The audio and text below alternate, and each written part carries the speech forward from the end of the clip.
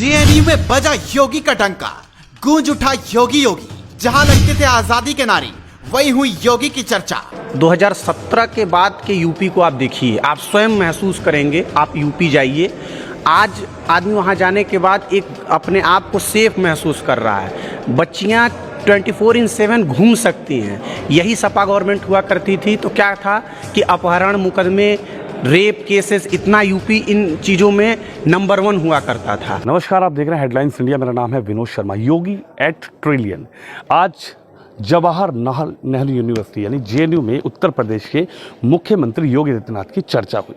उनकी एक बुक लिखी गई, उसकी यहाँ पर लॉन्चिंग की गई। लगता है कि जिस उत्तर प्रदेश को क्राइम कैपिटल कहा जाता था, उसकी परिभाषा बदल दी है। अगर बुक मैम ने जो लिखी है, उस बुक में मैं सुन रहा था उसी तरीके की बात चल रही थी कि अब वहाँ पर व्यापारी पहुँच सकता है, वहाँ पर तमाम तरीके के इंडस्ट्री लग सकती हैं। लेकिन जेएनयू खुद में चर्चा में रहता है क्योंकि यहाँ पर आज़ादी के नारे लगते हुए नज़र आए, तमाम तरीके के नारे लगते हुए नज़र आए। लेकिन हिंदू हृदय सम्राट योगी जी को कहा जाता है और उनकी बुक लॉन्चिंग इस परिसर में। नहीं, बिल्कुल। जैसे आप कह रहे हैं कि अब एक परिवार है, लोग कहते हैं कि एक परिवार में एक जगह किचन में 10 बर्तन हैं, आपस में बजते रहते हैं, तो 10 बर्तन जहाँ पे हों आपस में बजेंगे। अलग अलग विचारधारा के लोग हैं, अपनी अपनी विचारधारा रखते हैं, सब अपने लिए स्वतंत्र हैं। यहाँ राइट विंग के भी लोग हैं, लेफ्ट विंग के भी लोग हैं। तो ऐसे कोई बाउंडेशन नहीं है, ऐसी कोई लिमिट नहीं है कि सिर्फ राइट वाले नहीं बोल सकते। जेएनयू माहौल देता है कि आप किसी भी विचारधारा के हों, आपको बोलने के लिए, आपको कहने के लिए एक पूरा स्पेस है, आप बोल सकते हैं। लेकिन हड़कंप भी तो मच जाता है जब बात होती है इस जेएनयू परिसर में नवरात्रों की या यज्ञ करने की, क्योंकि मैंने उसको कवरेज किया है। तब यहाँ पर हड़कंप मच जाता है। तरह तरह के नारे यहाँ पर कि हमें चाहिए आज़ादी, कैसे मिलेगी आज़ादी। अभी हमने पूरे देश की आज़ादी का 77वां स्वतंत्रता दिवस भी मनाया है, लेकिन अभी भी यहाँ से जो नारे गूंजते हैं कि हमें चाहिए आज़ादी, कैसे मिलेगी आज़ादी, ऐसे मिलेगी आज़ादी, इस पर आप क्या कहना चाहिए? नहीं, मैंने जैसा कि पूर्व में भी कहा, पहले भी कहा कि यहाँ हर विचारधारा के लोग हैं। अगर कोई भी एक्टिविटी ऐसी हो रही है जो देश विरोधी है, तो उसका मैं या जेएनयू परिसर, जेएनयू के जो वीसी हैं या जेएनयू का जो पूरा एकेडमिशियन है, सब उसका खंडन करते हैं। आप जानते हैं कि ये काम कई बार जो चीज़ें बहुत बड़ी होती हैं उनको बदनाम करने के लिए भी कई तरह की साजिशें भी होती हैं। तो मेरा ये कहना है कि जेएनयू का हमेशा से देश के प्रति एक सकारात्मक रवैया रहा है। तो हमें वही है ना कि सार सार गई के थोता दे उड़ाए, जो उसकी मूल चीज़ें हैं उसको आप ग्रहण कीजिए। इधर उधर की तो आवाज़ें आती रहती हैं, अपने कान बंद कीजिए और आगे बढ़िए, जैसा कि इस प्रोग्राम का भी थीम था। बिल्कुल आगे बढ़िए। क्या कहेंगे 1 ट्रिलियन इकोनॉमी, योगी एट 1 ट्रिलियन, आज यहाँ से बुक लॉन्च की गई है। क्या कहना चाहेंगे? योगी जी को आइकॉन मान लिया है क्या अब देश के लोगों ने? मैं ज़्यादा कुछ नहीं कहना चाहूँ क्योंकि मैं इकोनॉमी का स्टूडेंट नहीं हूँ। फिर भी आज जैसा वक्ताओं ने कहा कि लीडरशिप और बेहतर लीडरशिप बहुत ज़रूरी होती है किसी भी चीज़ और किसी सिस्टम को सुधारने के लिए। तो योगी जी और मोदी जी में वो आत्मविश्वास दिखता है, जैसा कि हमारे आज के वक्ताओं को भी दिखा और देश की जनता को भी दिख रहा है कि वो हर बेहतर तरीके से इस देश को ट्रिलियन इकोनॉमी तक पहुँचाने की कोशिश करेंगे। इसलिए मैं इस बात में और पूरी चर्चा में विश्वास रखता हूँ कि हम और हमारा सिस्टम हमारे मजबूत नेताओं के नेतृत्व में वहाँ तक पहुँचेगा। कि जो उनकी अच्छाइयाँ हैं, जो भी चीज़ें पैटर्न फॉलो कर रहे हैं यूपी में क्राइम इरेडिकेशन के लिए, मतलब अपलिफ्टमेंट ऑफ द पीपल, मतलब जो भी चीज़ें हैं वो एट नेशनल लेवल पे भी फॉलो की जानी चाहिए। आप क्या कहेंगे? कैसा देखते हैं आप लोग? गर्व करते हैं कि उत्तर प्रदेश के मुख्यमंत्री की अगर बुक लॉन्च हुई है तो उस जेएनयू में हुई है जहाँ पर कभी आज़ादी के नारे लगते हैं, जहाँ पर कभी नवरात्रों को लेकर प्रॉब्लम्स क्रिएट हो जाती हैं, जहाँ पर तरह तरह की चीज़ें जो सुर्खियों में रहती है? देखिए, सबसे पहले तो आपको धन्यवाद जी। और उत्तर प्रदेश के जो वर्तमान मुख्यमंत्री हैं, हिंदू हृदय सम्राट जैसे आपने ही उपाधि उनको दिया, तो बिल्कुल ये हिंदू हृदय सम्राट वो हैं। और आप 2017 के बाद के यूपी को आप देखिए, आप स्वयं महसूस करेंगे। आप यूपी जाइए, आज आदमी वहाँ जाने के बाद एक अपने आप को सेफ महसूस कर रहा है। बच्चियाँ 24/7 घूम सकती हैं। यही सपा गवर्नमेंट हुआ करती थी तो क्या था कि अपहरण मुकदमे, रेप केसेस, इतना यूपी इन चीज़ों में नंबर 1 हुआ करता था।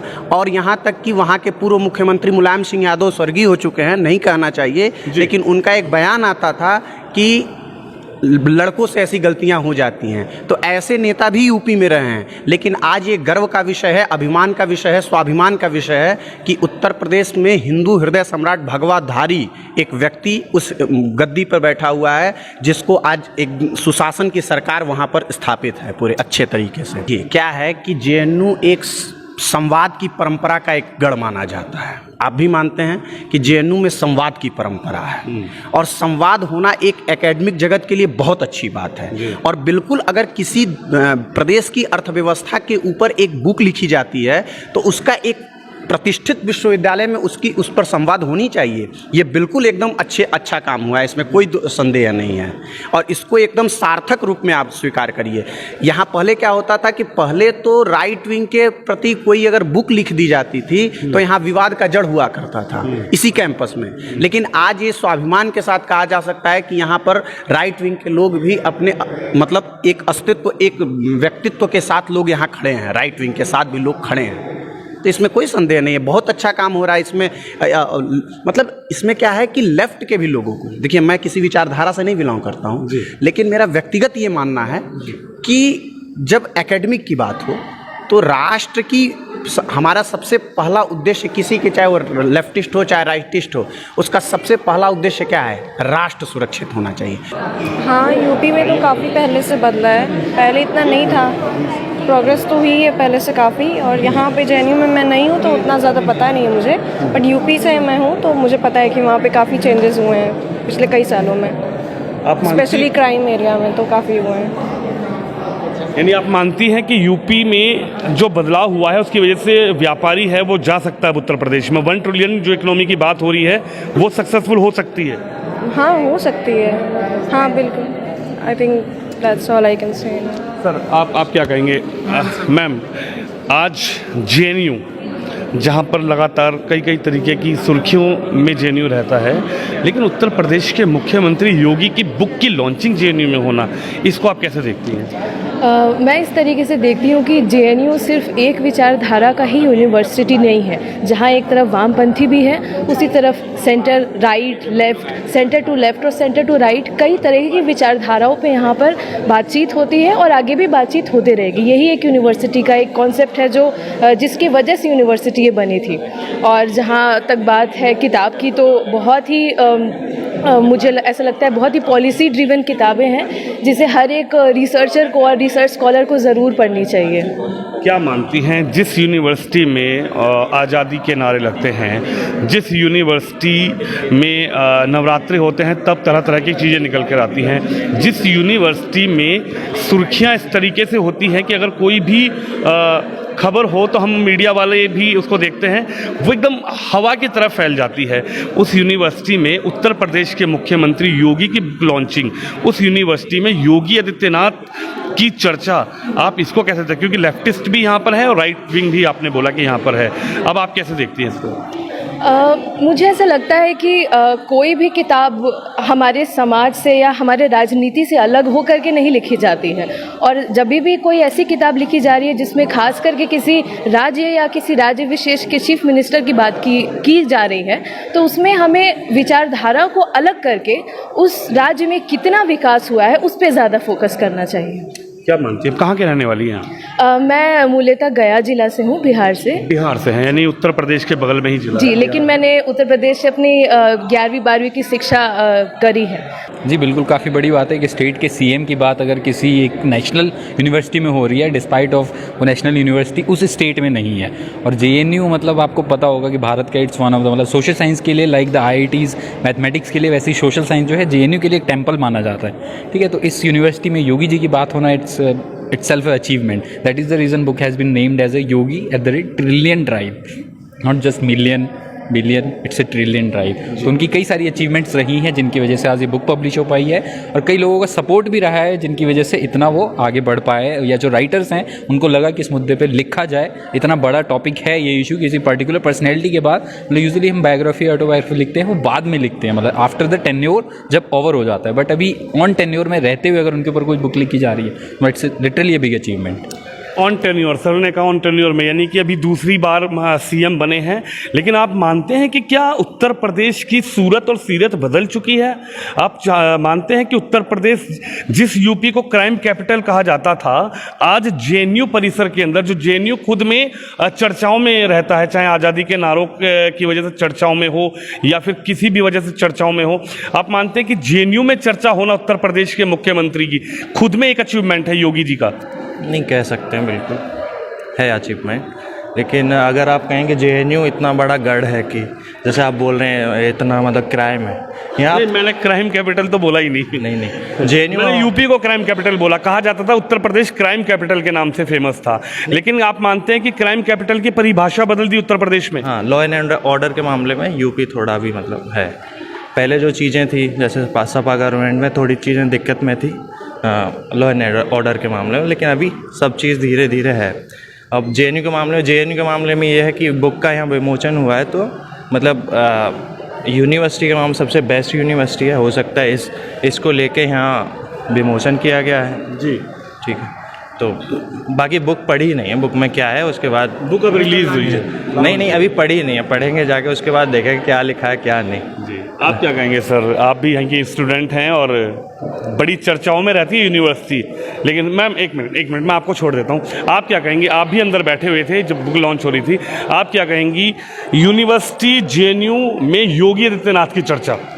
जी मुझे लगता है कि जैसे जेएनयू अपने आप में जो लेफ़्ट का जो गढ़ माना गया है, उसके अंदर योगी आदित्यनाथ के ऊपर आज एक बुक लॉन्च होना अपने आप में एक नया, हम बोल सकते हैं कि पैराडाइम सेट हो रहा है। तो देखते हैं अभी आगे क्या कहेंगी। अब क्या उत्तर प्रदेश के मुख्यमंत्री की चर्चा देश के लिए होनी चाहिए?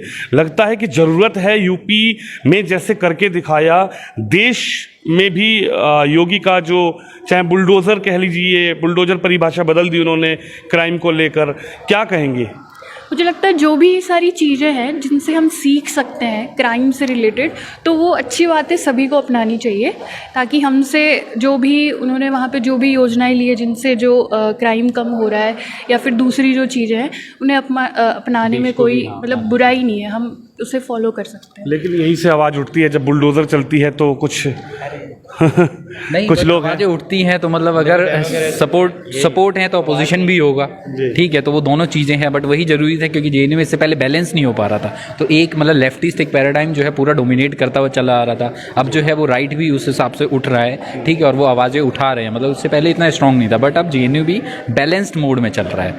बुलडोज़र इस क्राइम कैपिटल को ख़त्म करने के लिए, इस पर अंकुश लगाने के लिए, इस पर ब्रेक लगाने के लिए एक बड़ा टूल है कि बुलडोज़र है तो भाई खौफ है कि नहीं यार मैं पत्थर नहीं फेंकूंगा, मैं अब यात्रा पर फूल बरसाऊंगा पत्थर की जगह। आप मानती हैं? बुलडोज़र को कैसे देखती हैं आप? मुझे ऐसा लगता है कि बुलडोज़र सिर्फ वन ऑफ दी मेजर है क्राइम को रोकने का, क्योंकि जैसे जैसे समय बदल रहा है और जैसे जैसे नई टेक्नोलॉजीज़ और नए डेवलपमेंट्स हो रहे हैं, क्राइम्स की जो नेचर है वो भी बदल रहे हैं। आज ग्लोबल टेररिज्म है, आज क्लाइमेट प्रॉब्लम्स है हमारे पास, आज विमेन सेफ्टी एक बड़ा इशू है। ये सब एक क्राइम के ही अगर एंगल से देखें तो बुलडोज़र के अलावा भी बहुत सारी ऐसे मुद्दे हैं जिन पे और ध्यान देना चाहिए सरकार को ध्यान देना चाहिए। बुलडोज़र ठीक चल रहा है कि गलत चल रहा है?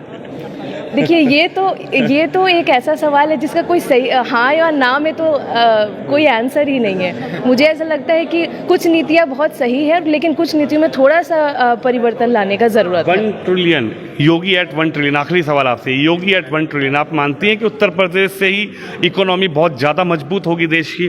प्रधानमंत्री मोदी के हाथ अगर मजबूत कोई करेगा तो यूपी के सीएम और यूपी की 1 ट्रिलियन इकोनॉमी जो आज बुक लॉन्च हुई है? मुझे ऐसा लगता है कि अभी बीते वर्षों में जब हमने कोविड-19 देखा और जिस तरीके से प्रवासी मजदूर बिहार के कितना उन्होंने संकट खुद में झेला है, उस समय हमें उत्तर प्रदेश का एक उदाहरण सामने मेरे आता है कि उस समय उनके प्रधानमंत्री ने बहुत ही सशक्त रूप से उनके लिए आगे बढ़ करके अपने मजदूरों के लिए उन्होंने स्टैंड लिया है, जो हमारे जो चीफ मिनिस्टर है वो करने में नाकाम रहे हैं बिहार के। तो मुझे ऐसा लगता है कि 1 ट्रिलियन इकॉनमी बनने का जो सबसे योगदान है वो वहाँ मजदूर पे ही है। है। चाहे कितना भी हम आज पॉलिसी और ऊपर बैठ कर के बड़े ऑफिसों में और कार्यालयों में बैठ के बात कर ले, लेकिन अगर मजदूर को एक वक्त की रोटी ढंग से और नींद नहीं आती है तो 1 ट्रिलियन इकॉनमी नहीं बन सकती, और ये सुरक्षा योगी जी ने बिल्कुल दिया है। तो राष्ट्र की सुरक्षा जो विंग करेगा, जो यूनिट करेगा, उसके साथ आम जनमानस खड़ा है, और आम जनमानस राइट विंग के साथ खड़ा है, क्योंकि राष्ट्र के बारे में सोचना राष्ट्रवादी लोग सोचते हैं। राष्ट्रवादी लोग जी जरूर, और राष्ट्रवादी सोच भी रहे हैं। और देखिए क्या गजब संयोग है कि एक ऐसे व्यक्तित्व का पुस्तक विमोचन हो रहा है जिसके पास क्या परिवार है, उनका कोई परिवार है? इस देश का एक एक आम जनमानस उत्तर प्रदेश योगी आदित्यनाथ का फैमिली है, वही ना उनकी फैमिली है, उनका कोई अपना उनके आप देखे होंगे न्यूज में ही आप लोगों ने ही दिखाया कि उनके परिवार के लोग उत्तराखंड में कहाँ पे क्या उनकी बहन से मिलने, हेडलाइंस इंडिया की टीम ने उनकी बहन से मिलने गए, उनका इंटरव्यू किया। जब हमने सवाल उनकी बहन से ये पूछा कि आपके भाई एक ऐसे प्रदेश के सीएम हैं जो देश में सबसे बड़ा प्रदेश है, तो आपको कैसा लगता है, कभी आपको मिलते हैं? तो उन्होंने कहा कि हमारा कोई भाई नहीं है, हम तो उनको महाराज जी बोलते हैं। बिल्कुल, वो देखिए उनके लिए क्या था कि वो जिस गद्दी पर बिलोंग करते हैं, चूंकि मैं उत्तर प्रदेश से ही मैं आता हूं, और उत्तर प्रदेश के गोरखपुर के जस्ट बगल में एक जिला है देवरिया जिला, वहां से मैं आता हूं, तो मैं तो बहुत बारीकी से उनको देख रहा हूं, और हम लोग बचपन से ही उनके बारे में पढ़ते लिखते सुनते हम लोग आए हैं कि एक महाराज जी हैं, और उनके ऊपर एक लांछन लगता था कि ये हिंदूवादी व्यक्ति हैं। ऐसा नहीं है, उन्होंने हिंदू युवा वाहिनी का गठन किया, लेकिन आप चीज़ों को देखेंगे कि वहाँ गोरखपुर जो विधानसभा क्षेत्र है वहाँ पर मुस्लिम आबादी भी है, और वो भी महाराज जी को समर्थन करती है। यही लोग थे जो लेफ्ट के लोग थे, ये लोग कहते थे कि अगर राम मंदिर बन जाएगा तो दंगे हो जाएंगे। आप देखिए कितना संयोग अच्छा बन रहा है, कोई विवाद नहीं हो रहा है। क्यों? क्योंकि एक अच्छा एक कुशल शासक अगर गद्दी पे बैठा हुआ है तो वो अपने नियम के अनुसार एकदम स्वाभिमान के साथ सत्ता को चलाने में बहुत सार्थक तरीके से उत्तर प्रदेश की सत्ता योगी आदित्यनाथ चला रहे हैं, इसमें कोई संदेह नहीं है। आप आज गर्व महसूस कर रहे हैं कि मैं जेएनयू में योगी जी? मैं पूर्ण रूप से गर्व महसूस कर रहा हूं, और इसलिए गर्व महसूस कर रहा हूं, एक तो मैं उनके गृह जनपद से भी आता हूं, तो ये मेरे लिए दोगुना गर्व का अनुभूति है कि मैं उत्तर प्रदेश के योगी आदित्यनाथ के लिए गर्व का अनुभूति कर रहा हूं, और हम लोग उनको 29 में और आगे पूर्व में उनको केंद्र में हम लोग प्रधानमंत्री बनना भी देखना चाहते हैं। यानी जेएनयू से योगी आदित्यनाथ के लिए प्रधानमंत्री की मांग है, एकदम जेएनयू से ये मांग है कि आने वाले भविष्य में योगी आदित्यनाथ देश के प्रधानमंत्री बने, क्योंकि वो व्यक्तित्व जो उत्तर प्रदेश गर्त में था, उस गर्त से उठाकर उन्होंने एक अच्छे स्थान पर उत्तर प्रदेश को पहुंचाया। तो जब उत्तर प्रदेश जैसे एक गर्त वाले राज्य को उतने स्थान पर पहुंचा सकते हैं, तो भारत को कहां से कहां तक पहुंचा देंगे, इसका आप अनुमान लगा सकते हैं।